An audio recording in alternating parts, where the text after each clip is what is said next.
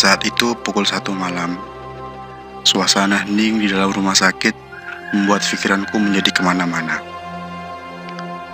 Tak lama kemudian, tiba-tiba HP-ku mati dan mataku masih segar. Tak ada rasa ngantuk sedikit pun. Aku hanya bisa menarik nafas panjang dan terdiam untuk mencoba tidur. Sudah 1 jam berlalu saat itu pukul 2 malam. Dan mataku masih saja tak bisa terpejam. Sampai akhirnya ketika aku memejamkan mataku, terdengar suara seret, seperti orang menggeserkan ranjang yang ada di ruangan itu. Sontak, aku pun terbangun dan melihat sekeliling ruangan. Aku berpikir bahwa ada perawat yang sedang menggeserkan ranjang itu. Tapi ternyata tidak ada siapa-siapa. Aku mencoba menenangkan diri dan berdoa. Dan sampai akhirnya terdengar lagi suara sret. Sontak, aku pun kembali melihat sekeliling ruangan itu lagi. Kali ini aku melihat seorang wanita terduduk membelakangiku di ranjang yang ada di sebelahku. Kakinya menggantung di ranjang itu, sambil mengayunkan perlahan, yang dimana ayunan kakinya itu membuat ranjang itu terseret-seret. Mulutku seperti terbungkam saat itu. Aku ingin berteriak, tapi rasanya berat sekali. Wanita itu memainkan rambutnya sambil bernyanyi pelan sekali, layaknya seorang sinden. Suara nyanyiannya seakan membuat jantung ini rasanya mau copot. Takut sekali rasanya. Nadanya seperti marah, menjadi seperti teriakan, sambil diiringi cekikikan dia tertawa.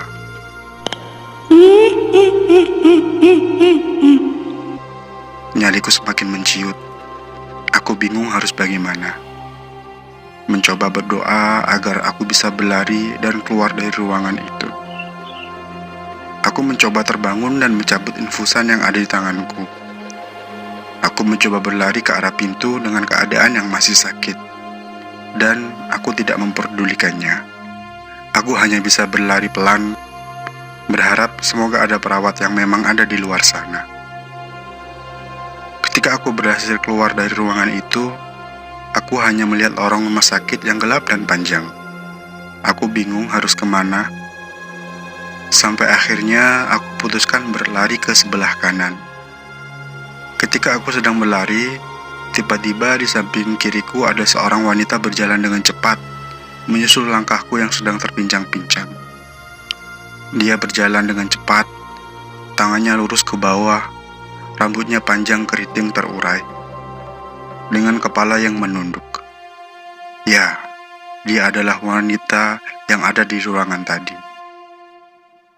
Setelah kurang lebih 10 meter dia berjalan menyusulku, aku pun menghentikan langkahku. Dan ketika aku menghentikan langkahku, dia pun ikut terhenti dengan kepala yang masih menunduk. Lalu aku pun membalikkan badanku dan mencoba berjalan ke arah sebaliknya di lorong gelap itu. Aku sambil sekali berteriak meminta tolong, tapi masih tidak ada yang mendengar. Setelah berjalan kurang lebih 20 meter, Dari kejauhan, di ujung lorong itu aku melihat dengan samar sosok bayangan putih seperti bergerak. Dan semakin kesini, seperti semakin mendekatiku. Dan ternyata dia adalah sosok wanita itu. Kali ini, dia berjalan mundur dengan cepat ke arahku. Dengan masih kepala yang tertunduk, dan sambil tertawa cekikikan. Semakin kesini, dia semakin dekat. Aku pun mencoba membalikkan badanku dan berlari kembali ke arah ruanganku. Baru saja aku membuka pintu ruanganku, brak! Tiba-tiba aku melihat Sari sudah berdiri tepat di hadapanku dengan mata yang marah. Wajahnya pucat dan hancur, dan di situ pun aku langsung pingsan seketika itu juga karena tidak tahan melihatnya. Ketika aku tersadar, aku sudah berada di tempat tidurku dan dikelilingi perawat. Saat itu pukul 5 subuh. Perawat itu melontarkan beberapa pertanyaan kepadaku, menanyakan kenapa aku bisa sampai pingsan di depan pintu. Aku hanya terdiam dan tidak bisa menjawab apapun. Pagi pun tiba, dan Reza saat itu kembali datang ke rumah sakit sebelum keluargaku. Pukul 9 pagi, terdengar suara orang berbicara di luar ruanganku, dan tak lama mereka pun masuk. Mereka adalah polisi. Pikiranku kembali terkuras. Aku bingung harus menjawab apa jika polisi itu bertanya kepadaku.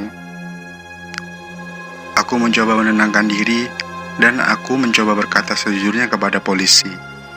Dia percaya atau tidak, itu urusan nanti.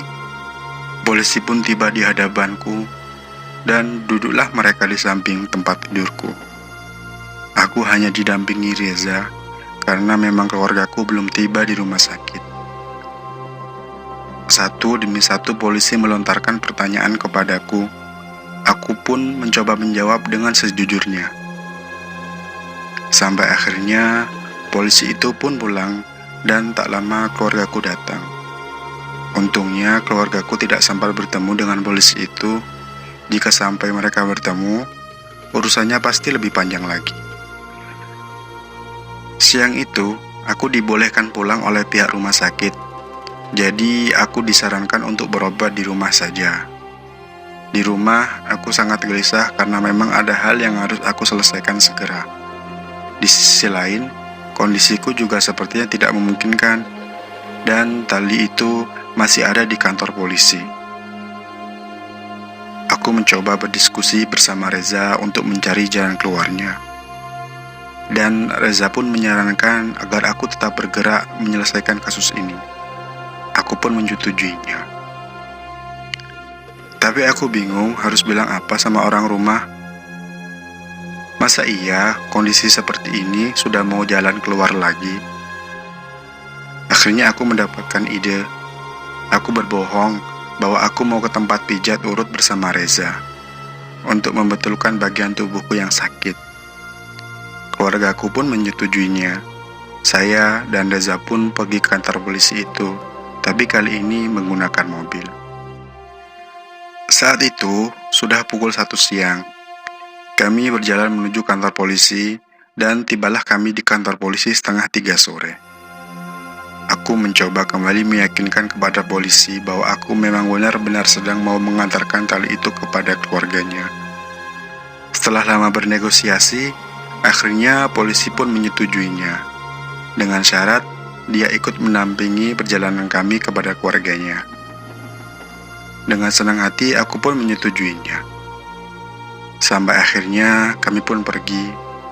Saat itu pukul 10 malam, aku bersama Reza dan kedua polisi itu ikut mendampingi kami dengan menggunakan mobil pribadi. Polisi mengikuti mobil kami di sepanjang jalan. Sampai akhirnya kami memasuki kawasan Ciwidey. Saat itu hujan rintik-rintik dan sangat dingin sekali. Sesekali aku melihat ke spion untuk memastikan kalau polisi masih mengikuti kami. Tapi sekarang kulihat, mobil polisi itu sudah tidak ada lagi di belakangku. Sontak, Reza pun memberhentikan mobilnya karena khawatir mobil yang mengikuti kami tertinggal. Kami pun berhenti di pinggir jalan di tengah hutan yang rimbun dan gelap. Mungkin jika kalian pernah ke Ciwidey, tahu ya seperti apa kondisi jalan di sana. Sudah 10 menit kami menunggu, tapi mobil polisi itu tidak kunjung tiba. Kami pun mulai bingung, mana kami tidak menyimpan nomor polisi itu. Setelah setengah jam menunggu, akhirnya kami memutuskan untuk balik arah mencari mobil polisi. Saat itu waktu menunjukkan pukul 11:30 malam. Kabut sangat tebal menjadi hambatan buat kami, karena harus berjalan pelan sekali. Kami sudah berjalan balik arah sangat jauh, sampai akhirnya kami tiba di kota Soreang. Kami mencoba berputar-putar mencari, tapi tidak ada hasilnya. Setelah lama berputar-putar, akhirnya kami memutuskan untuk melanjutkan perjalanan. Karena melihat waktu sudah larut malam juga, saat itu sudah pukul 1 malam, dan kami kembali memutar arah menuju rumah Sari. Jalan yang berliku, berkabut, dan sedikit gerimis membuat suasana menjadi mencekam malam itu. Karena memang jalan pun sangat sepi, mengingat PSBB masih diberlakukan. Ketika di jalan, kami sedang asing mengobrol, tiba-tiba terdengar suara wanita.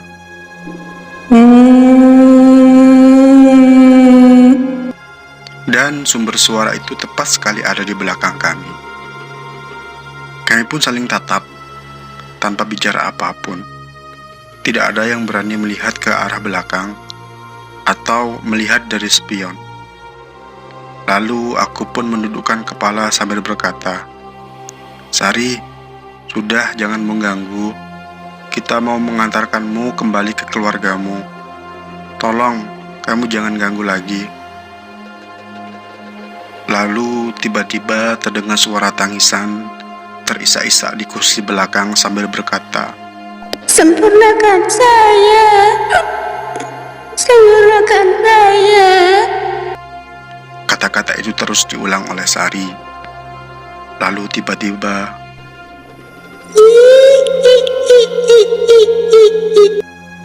Sari tertawa sambil berkata, "Temani aku di alam kuburku."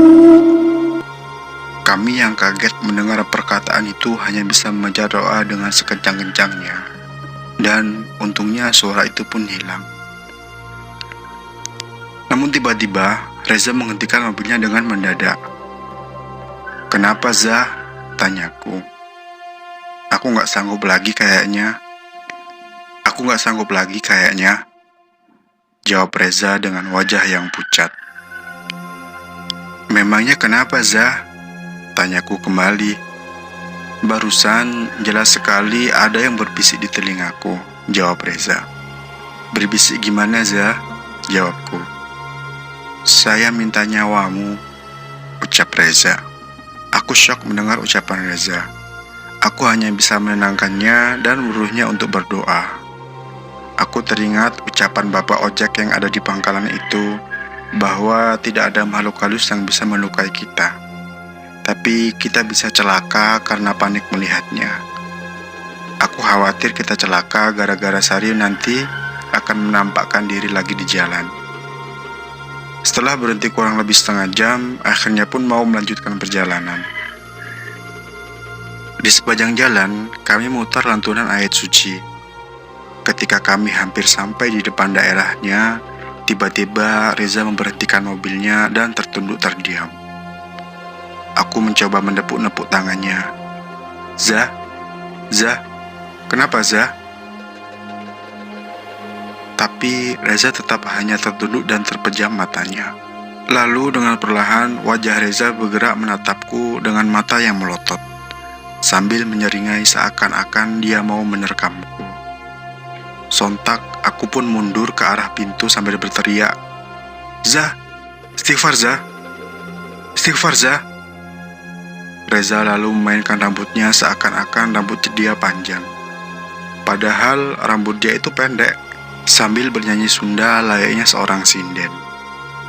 Sontak aku pun membuka pintu mobil dan lari terpincang-pincang sambil berteriak minta tolong. Di situ keadaan sangat sepi sekali. Tidak terlihat satu orang pun. Aku terus berlari untuk meminta bantuan warga setempat. Sampai akhirnya aku menemukan setitik cahaya putih dari kejauhan. Aku pun coba menghampirinya. Itu adalah sebuah rumah warga. Aku pun mencoba mengetuknya dengan perlahan. Setelah lama mengetuk, keluarlah seorang pemuda dengan mata yang masih mengantuk dan kebingungan melihatku. Lalu aku panik meminta tolong dan menceritakan kejadiannya, dan dia lalu membangunkan bapaknya yang sedang tidur. Setelah bapaknya bangun, lalu kami bertiga lalu kembali menghampiri mobil. Setelah kami sampai di tempat mobil, kami melihat Reza sedang menari-nari seperti penari jaipong sambil tertawa cekikikan. Kami pun menghentikan langkah di depan Reza. Si bapak untungnya sedikit bisa. Dia sambil berdoa dan anaknya sambil memegangi Reza. Lalu Reza pun pingsan dan kami pun mengangkatnya kembali ke dalam mobil.